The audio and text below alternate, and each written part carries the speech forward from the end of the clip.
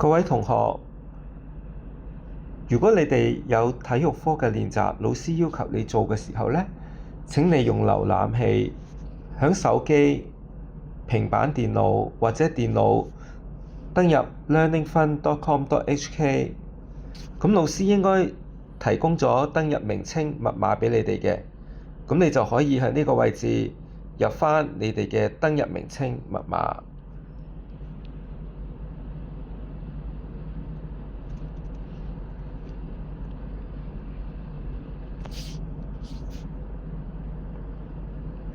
咁登入咗之後呢，如果你老師要求你做一啲嘅練習嘅時候，就喺課程呢一個位置，咁你就點擊撳一撳，按返老師嘅要求，觀看影片。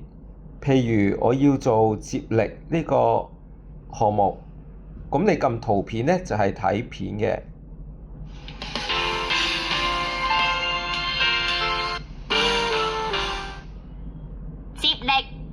接力係熱對。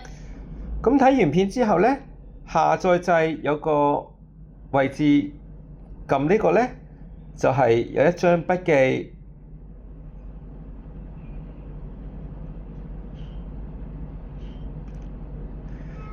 然之後撳本書仔呢，就係一個練習，咁就係一個全部都係選擇題嚟嘅。咁當做完之後呢，撳遞交，咁你個分數呢就會上傳俾老師㗎喇。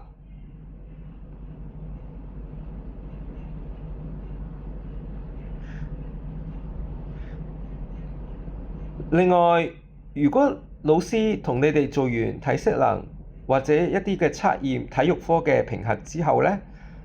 同學仔可以按體育成績表。咁撳咗入去之後呢，可以睇返老師同你哋量度嘅身高體重啦、BMI 數據啦，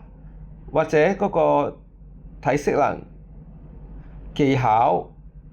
或者態度嘅成績，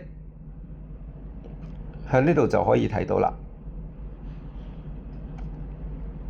另外，同學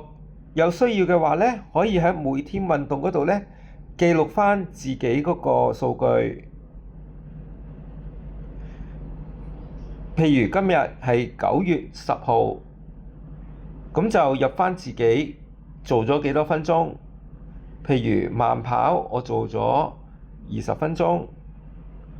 屋企跳繩，我有30分鐘；步行，我有30分鐘。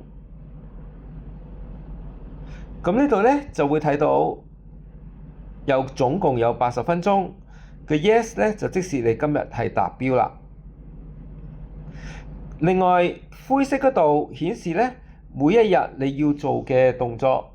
譬如掌上壓，你要做2下；俯臥、仰臥起坐，你要做2下；開合跳要做3下；深蹲要做3下；提膝要做3下。咁點樣做呢？喺嗰個日期嘅下邊有個加鐘體能，咁你就撳入去啦。入咗去之後呢，你就按返要做嗰個項目，你可以先睇片啦。